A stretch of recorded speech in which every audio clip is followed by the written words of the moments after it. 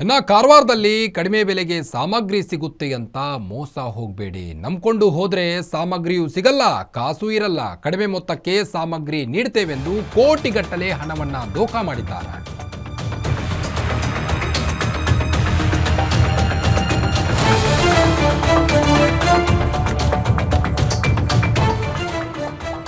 ಕಡಿಮೆ ಮೊತ್ತದಲ್ಲಿ ಸಾಮಗ್ರಿ ನೀಡುತ್ತೇವೆಂದು ಕೋಟಿಗಟ್ಟಲೆ ಹಣ ಮೋಸ ಮಾಡಿ ಎಸ್ಕೇಪ್ ಆಗಿದ್ದಾರೆ ದುಷ್ಕರ್ಮಿಗಳು. ಕಡಿಮೆ ದರದಲ್ಲಿ ಸಾಮಗ್ರಿ ದೊರೆಯುತ್ತೆ ಅಂತ ಭಟ್ಕಳ ಹೊನ್ನಾವರ ಜನರಿಗೆ ಪಂಗನಾಮ ಹಾಕಿದ್ದಾರೆ.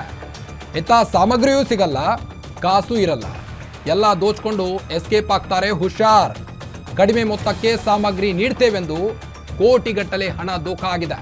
ಭಟ್ಕಳ ಮತ್ತು ಹೊನ್ನಾವರದಲ್ಲಿ ಜನರಿಗೆ ಕೋಟಿಗಟ್ಟಲೆ ಪಂಗನಾಮ ಹಾಕಿದ್ದಾರೆ ಖತರ್ನಾಕ್ಗಳು.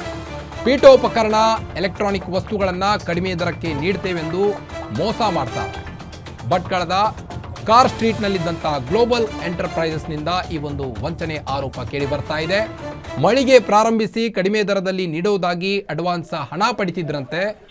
ಕಳೆದ ಅಕ್ಟೋಬರ್ನಲ್ಲಿ ಪ್ರಾರಂಭವಾಗಿದ್ದ ಈ ಒಂದು ಗ್ಲೋಬಲ್ ಎಂಟರ್ಪ್ರೈಸಸ್ ನೀವು ದೃಶ್ಯದಲ್ಲಿ ಗಮನಿಸಬಹುದು.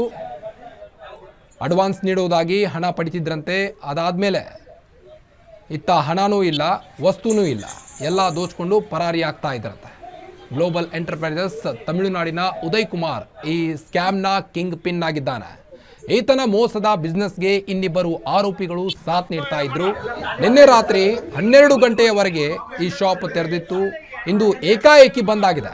ಮತ್ತೇನು, ದುಡ್ಡು ಸಿಕ್ಕಿದೆ, ವಸ್ತುನೂ ಕೊಟ್ಟಿಲ್ಲ, ಎಸ್ಕೇಪ್ ಆಗಿದ್ದಾರೆ ಖತರ್ನಾಕ್ಗಳು. ಎಲ್ಲಿವರೆಗೂ ಮೋಸ ಹೋಗೋರು ಇರ್ತಾರೋ ಅಲ್ಲಿವರೆಗೂ ಮೋಸ ಮಾಡೋರು ಇದ್ದೇ ಇರ್ತಾರೆ ಅನ್ನೋದಕ್ಕೆ ಇದು ಉತ್ತಮ ಉದಾಹರಣೆ ಅಂತಾನೆ ಹೇಳ್ಬೋದು. ಭಟ್ಕಳ ಶಹರ ಠಾಣೆಯಲ್ಲಿ ಪ್ರಕರಣ ದಾಖಲಾಗಿದೆ. ಆರೋಪಿಗಳಿಗೆ ಶೋಧ ಕಾರ್ಯ ಕೂಡ ನಡೆದಿರುವಂಥದ್ದು. ಈಗಾಗಲೇ ಪೊಲೀಸರು ಕೂಡ ಸ್ಥಳಕ್ಕೆ ಧಾವಿಸಿ ಪರಿಶೀಲನೆ ಕೂಡ ನಡೆಸಿದ್ದಾರೆ.